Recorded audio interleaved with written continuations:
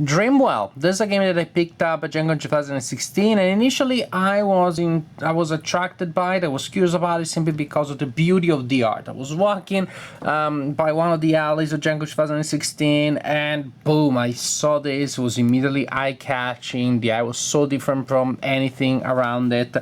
And you know that they really invested in the art. They really knew that the art was a big draw for people interested in the game.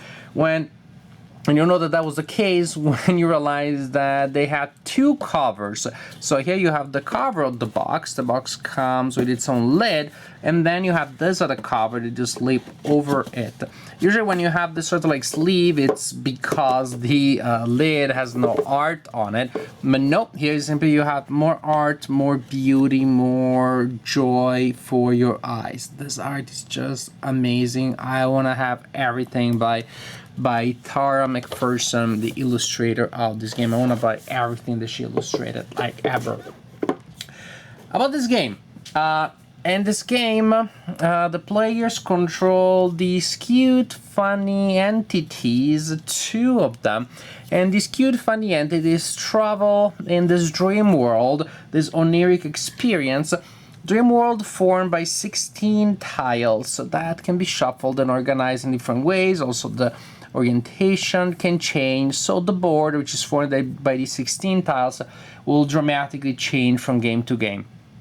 Also, in the basic version of the game, you will only use this side of the tiles. In the advanced version, you also get to flip the tiles. And to get a sense of what's on the other side, the border or one side of a tile becomes the main color of the other side. Really neat idea. So between different positions in the 16 square grids, different orientations, and then possible different flips of the cards, you're gonna have a lot of different boards, a lot of different game options here. So these guys come from out of the board, and they'll travel across the board, and they will meet these funny characters, funny, mysterious, surreal characters, and make friends with them, and they will summon their energies. They will use them to summon more friends, that is, to summon characters represented on these cards here. And you have these beautiful, amazing Tyrell size cards that, again, these are just so beautiful that I almost think, like, if there wasn't a game in the box, I may have just bought these cards anyways, just because, so I can look at them and play with them, play like they are a toy or simply like a tool for me to add more stuff for my dreams, a tool for daydreaming. This is how beautiful, this is how I'm completely in love with the art I am.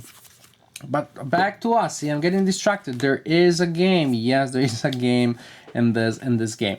So, what will you do in this game? In this game, as I said, you will travel around and you will get on specific locations so that you can activate the power of these cards and you can play the cards in front of you.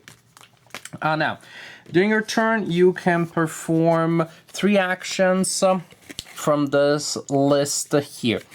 You could move, and when you move, you simply move, guess what? You move from one square to the next. Now, when you're moving, let's see, here would be a good example. When you're moving, you can move from one square to the next. You need to exit from one of the exits on the board. And if there is also a similar door, a similar gate on the other side, basically on the other side of the gap that you're crossing, you can keep moving all with the same action. So if you have several places lined up, you can move from area to area several times with a single action. If you're moving in an area where you do not have, let's say, we do not have a gate on the other side, then you need to spend another action. So sometimes with an action you'll get to move a lot, sometimes with an action you only get to move across a barrier if there isn't a gate welcoming you on the other side.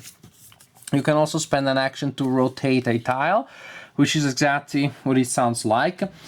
You can play a friendly card, and these beautiful giant tarot size cards are the friendly cards.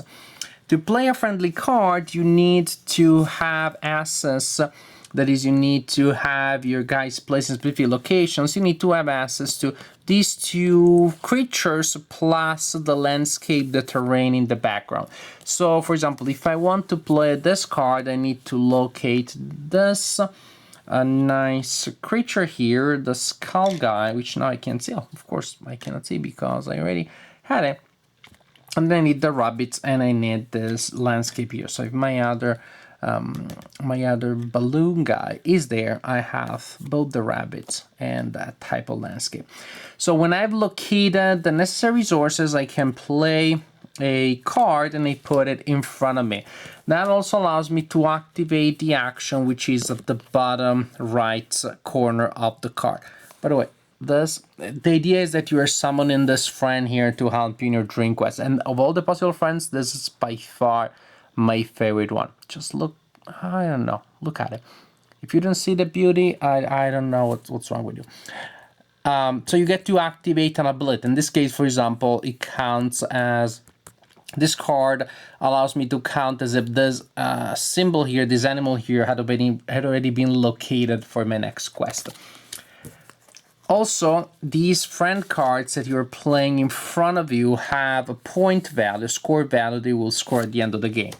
When you play another card, you play it partially on top of that one, covering the previous effect, but leaving the score value available. You will still get to score that card, but you will not be able to use that ability again. So if you didn't use it before you play the next card, too bad, because you won't get to use it again. Other actions, you can draw a card. You can draw a card from the deck that I placed there, the deck of cards, or from the display. There are 4 cards available in the display, so that gives you some options of things that may be of interest for you, things that you may want to develop, friends that you may want to try to contact. You may also spend an action to replace the display, which you do in case there aren't cards that you're interested in the display, then you get a new display. Or maybe you want to deny some cards in the display to your opponents, then you take that action too. Finally, in the advanced version of the game, you may choose to flip a tile. To flip a tile is what we said before. Well, guess what? You flip a tile. There's also like another deck of cards that you use when you're playing the advanced version, simply using characters that are on the other side of these tiles, plus other cards with characters that we have already seen. So these are for the advanced version. The advanced version also, you have that extra action on flipping the tile. But this is the basic idea. You play until a player has played 7 cards in their personal area, and then you get to count points. And points are represented by these icons here. Some are simply numerical values. This card is worth 2 points. Some are associated with the friends that you have summoned. For example, if you have this card here, it allows you to score 3 points per combination of this guy and this guy that you have. You need the 2 of them to score 3 points. And you have many other symbols of that kind. For example, here 7 if you have 3 characters of this kind. And this, in essence, is Dreamwell. After a player has played 7 cards, you count points, and the highest score, the player with the highest score, is the winner of the game. So this is the game. Very simple, very basic in terms of rules, but quite pleasant, quite enjoyable in terms of gameplay. But it's one of these games that really, the overall experience transcends gameplay. Sometimes I sound like a gameplay integralist. I'm like, I don't care about components as long as gameplay is good. Yes, but there are just games that are so artistically accomplished when it comes to the presentation that does become part of the experience. And to me, really, these cards have an incredible atmospheric value. They really create this sort of like dreamy atmosphere. It's like Memento. If no, it's not Memento. Memento, no, not that one. Memento is the thing about the tattoos. The other one, you know what I'm thinking about, and I can't remember the title. When Leonardo DiCaprio travels through dreams and such. That one, Inception. That one, it's like Inception had been written as a movie for kids. So actually, maybe maybe like a movie by Miyazaki, like Spirited Away. That kind of like strange, mysterious, surreal atmosphere. To me, the atmosphere is really a big part of the game. I prefer to go around the board and to explore and to imagine and making contact with those inscrutable, mysterious characters. I mean, what kind of character is this? Is this a villain? Is this a good guy? Is this a character that we can understand in terms of good and evil? So to me, I prefer to enjoy going around the board and contacting mysterious characters and recruit these other mysterious characters than really to obsess about gameplay. This is not a game where I personally do analysis paralysis. I tend not to do it too much in general, but I would never do it here. I would go with the flow. I would, again, enjoy the experience of exploring this mysterious, strange world with such a unique and powerful and captivating atmosphere, then simply see this game as like a strict geometric spatial game with some theme pasted on, with some art added to, which technically it is. Technically, this really is this. I see how you could add the different themes, and the game could have been mechanically the same. So much for those who say that in a game only the rules and the mechanics matter and everything else is just, an accessory. If illustrations are an accessory here, well, that's, I don't know, somebody who said that, I would disagree vehemently with that person, because this is something that is so crucial to define, to really describe the experience of playing the game, to make this game so unique. Still, let's also talk about gameplay per se. If you're one of those people that really only cares about gameplay, fine. It's good. It's a solid, simple gameplay. Nothing revolutionary, maybe. It's a race game in essence, but a race game with some interesting twists and some interesting elements. And you have this sort of like resource management, almost like Splendor-like, as you're committing to build some things. But again, with the spatial race element. The mechanics are simple and solid. My 6-year-old can play it no problem. There aren't many words also, so I read the words with her once, and she knew how to read them and what they meant. It's fun and mechanically solid, but to me, again, this is not so much a game for Eurogamer that enjoy the tight geometric aspects of things, the tight resource management. But it's a game for dreamers. It's a game for people that want to enjoy a strange, unique atmosphere and some astoundingly beautiful art. Dreamwell.